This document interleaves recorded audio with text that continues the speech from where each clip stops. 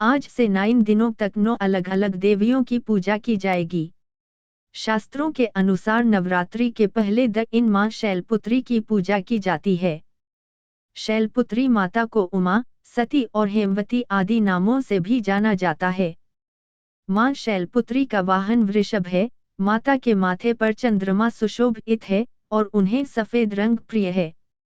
इसलिए मां शैलपुत्री की पूजा में उन्हें सफेद रंग के ही वस्त्र, पुष्प, गाय का घी, मिठाई अर्पित करें। मान्यता है कि विधिवत मां शैलपुत्री की पूजा से जीवन में शांति और सुख समृद्धि का वास होता है।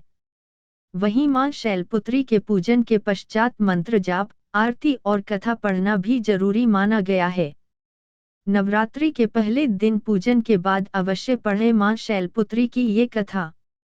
पौराणिक कथा के अनुसार एक बार प्रजापति दक्ष ने अपने घर पर यज्ञ का आयोजन करने का सोचा तो उन्होंने सभी देवी देवताओं को अपने यहाँ आने का निमंत्रण भेज दिया, लेकिन राजा दक्ष ने भगवान शिव को नहीं बुलाया। देवी सती को लगा था कि उन्हें भी बुलावा भेजा जाएगा, परंतु उनके यहाँ यज्ञ में आने का निमंत्रण नहीं आया। फिर भी देवी सती को उस यज्ञ में जाने का मन हुआ, लेकिन शिवजी ने उन्हें मना कर दिया। शिवजी ने सती को बोला कि अभी उनके पास यज्ञ में जाने के लिए कोई निमंत्रण नहीं आया है, इसलिए वहां जाना ठीक नहीं होगा। फिर भी देवी सती ने उनकी बात नहीं मानी। बार बार यज्ञ में जाने का आग्रह करने के कारण भगवान शिव ने उन्हें जाने की अनुमति दे दी। फिर देवी सती जब अपने पिता राजा दक्ष के यहाँ पहुंची तो जाकर उन्होंने देखा कि अपने पिता के यहाँ कोई भी उनसे सम्मान और प्रेम के साथ बात नहीं कर रहा था। वहीं देवी सती की अन्य बहनें भी उनका तथा शिवजी का मजाक उड़ा रही थीं। स्वयं देवी सती के पिता प्रजापति दक्ष ने भी सती का अपमान करने का मौका नहीं छोड़ा। इस प्रकार वहां मौजूद सभी लोग सती के साथ रूखा व्यवहार कर रहे थे, लेकिन जब सती जी की माता ने अपनी बेटी को देखा तो प्यार से गले लगा लिया। परंतु अन्य सभी का ऐसा व्यवहार देखकर सती बहुत ही दुखी हो गईं।